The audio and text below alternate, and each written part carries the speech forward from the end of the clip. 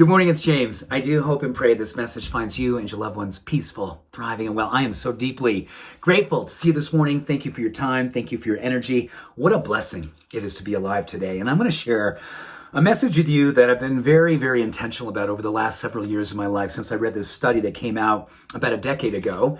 And this is connected to something I think all of us will really very much feel right now as a beautiful intention set each and every day that allows the neurochemistry, the physiology of our greatest self to be fully realized every single morning before we move into the day. And we can be doing it under the influence of a deep belief, a deep trust, a deep knowing that we are alive to the degree that we serve. And we have to begin by serving ourselves in such a way that we connect with something bigger than ourselves. So it's about the power of smiling. And the research was beautiful, but I want to share with you a little quick anecdote that there's a couple different pieces of research that talk to the fact that first thing in the morning, when we get up and we turn the lights on and see ourselves in the mirror, washing our face, brushing our teeth, getting our world together, one of the most beautiful things we can do to get our neurochemistry and our physiology in the place of trust, fortitude, connection, is building oxytocin. And the simple way that which we do that is simply smiling in the mirror and holding it, ideally for at least 20 full seconds. Now, I'm going to tell you, as I tell you that, I'm sure it's like, oh my gosh, really? 20 seconds just looking at myself in the mirror? Yes. Simply looking at yourself in the mirror, smiling. Soft eyes, gaze, smile that's open, that's sincere, that's loving, and you just take yourself in. You simply just take yourself in. And while you're taking yourself in, you are raising oxytocin. And when you raise oxytocin, you're lowering inflammation, you're lowering anxiety, you're opening your heart, you're opening blood vessels. And at the same time, you're building trust and belief and peace in yourselves.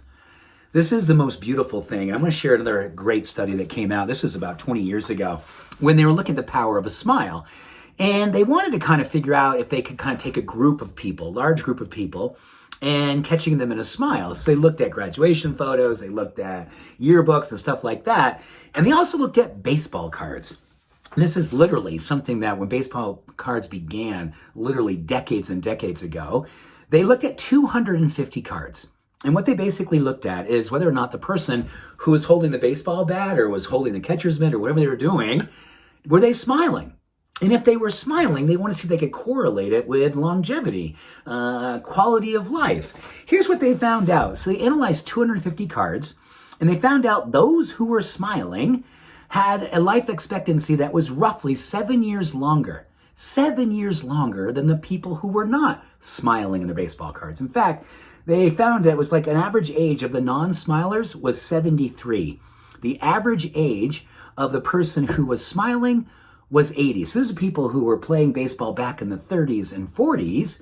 And then looking at them 60, 70 years later, oh my goodness, their life expectancy. But they also dug in deep to see what other kinds of things were happening for them.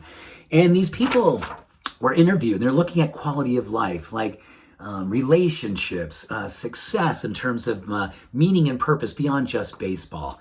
Here's what they found out. These people reported having a great quality of life, deep, trusting relationships, and they found that these people, their length and strength of their life was directly correlated to the level of hope that they had each and every day, not during just their athletic careers, but more importantly, when they went on to other things in their life, when they kept their path awake to the possibility of what it meant to keep that smile spiritually, emotionally, physiologically intact.